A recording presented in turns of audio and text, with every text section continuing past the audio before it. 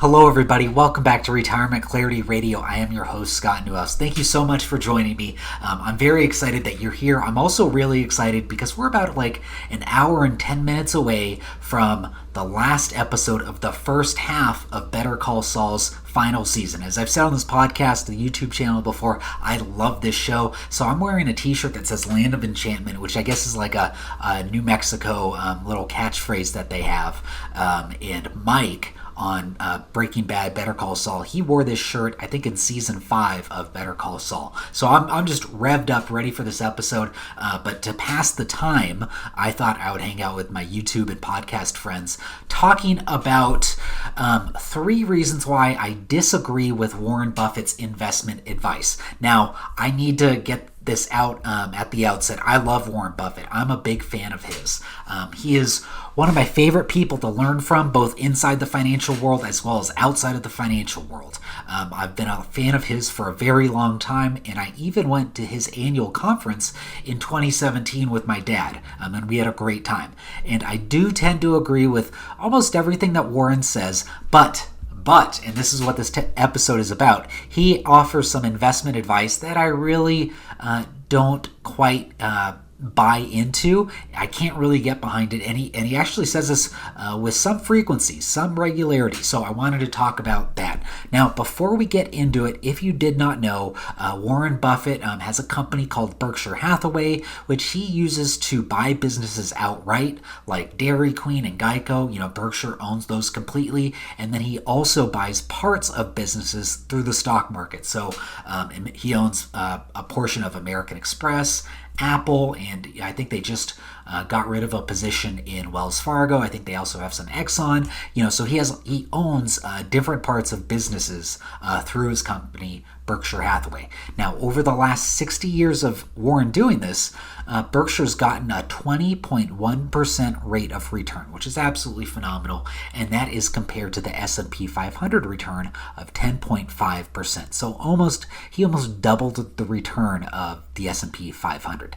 Now, needless to say, those results are absolutely incredible and extremely impressive. And this is how it relates to you. Not everyone can do that. In fact, most people cannot do that. Warren himself knows that, as he has himself seen countless people try to replicate those results, and frankly, he's seen them fail at trying to replicate the results that he has. So, the advice that Warren gives, and he gives this really often, and you've probably heard it yourself, he has said for years, and I quote in Warren's words, "In my view, for most people, the best thing to do is to own the S&P 500 index fund." Now, that's what this shorter episode's going to be about. I do think this is good advice, but it's not personally what I do, and it's not what I recommend for my clients. And I don't think you should do it either.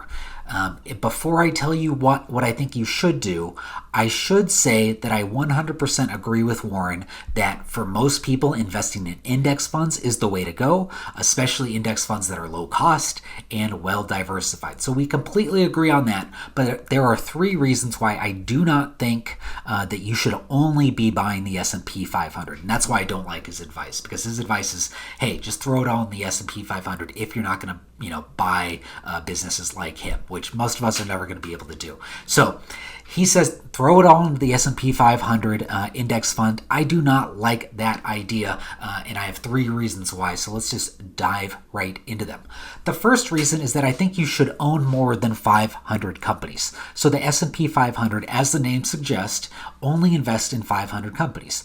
Now, I do want to say that owning 500 companies is not bad at all. Like, that's not a bad start. Because too often I see and I hear and I meet people who think that being diversified is only owning 10 or 15 or 20 individual stocks, which to me is absolutely crazy. So if you have at least 500 stocks in your portfolio, I do think you're well on your way to diversifying your investments. However, for my own personal accounts, my clients' portfolios, we have over 9,000 different stock holdings, 9,000 different companies that we own. So yes, the 500 companies in the S&P 500 are great, but when you do that, you're only investing in the largest companies inside the US, and I want you to be invested in more companies than just those 500 to get the full benefits of diversification. So that's my first point of disagreement with Warren. You got to own more than 500 companies. I personally own over 9,000, as do my clients.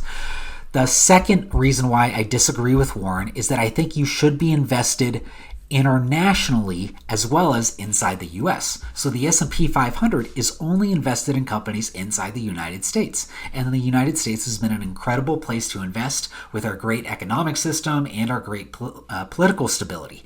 So I absolutely want you to be invested inside the US and in US companies.